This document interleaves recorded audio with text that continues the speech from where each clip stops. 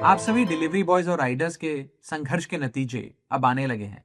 और good news ये है कि केंद्र सरकार की मिनिस्ट्री ऑफ लेबर ने आप सबके लिए ड्राफ्ट सोशल सिक्योरिटी रूल्स अब जारी कर दिए हैं।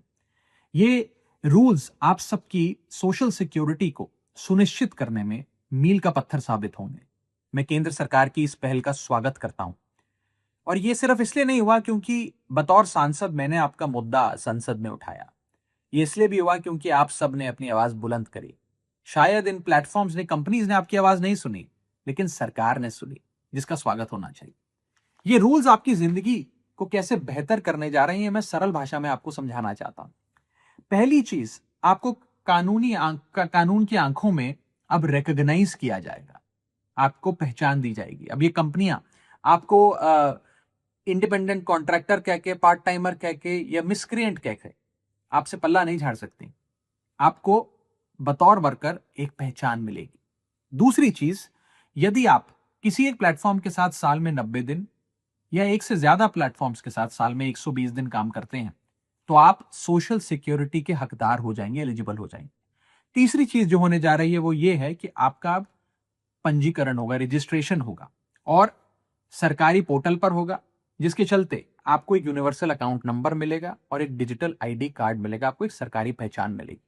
आपको एक कंपनी एक सीक्रेटिव एल्गोरिथम के पीछे छुपकर आपको मिटा नहीं सकती, आपको आपकी आइडेंटिटी को रिमूव नहीं कर सकती। चौथी चीज जो होने जा रही है वो ये है कि अब ये कंपनियां लीगली बाउंड होंगी तमाम वर्कर्स को रजिस्टर करने के लिए, ये डेटा सरकार से शेयर करने के लिए, और हर 3 महीने में इस डेटा को अपडेट करने के लिए। अब कोई बहाने नहीं, कोई एक्सक्यूजेस नहीं, कोई ये कहकर that we are just a tech platform कहकर कोई कंपनी अपनी जिम्मेदारी से भाग नहीं सकती।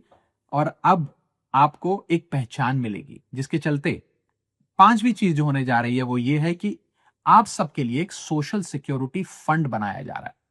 ये सोशल सिक्योरिटी फंड में कंपनियां, ये प्लेटफॉर्म्स जो हैं, इनको अपनी आमदनी का एक परसेंटेज उसमें जमा करना होगा, और ये फंड आपकी सामाजिक सुरक्षा पे खर्च होगा। ये कोई चैरिटी नहीं है, ये कोई सीएसआर नहीं है, ये कोई बहाना नहीं है, ये एक स्टैट्यूटरी रिक्वायरमेंट है, कानूनी जिम्मेदारी है।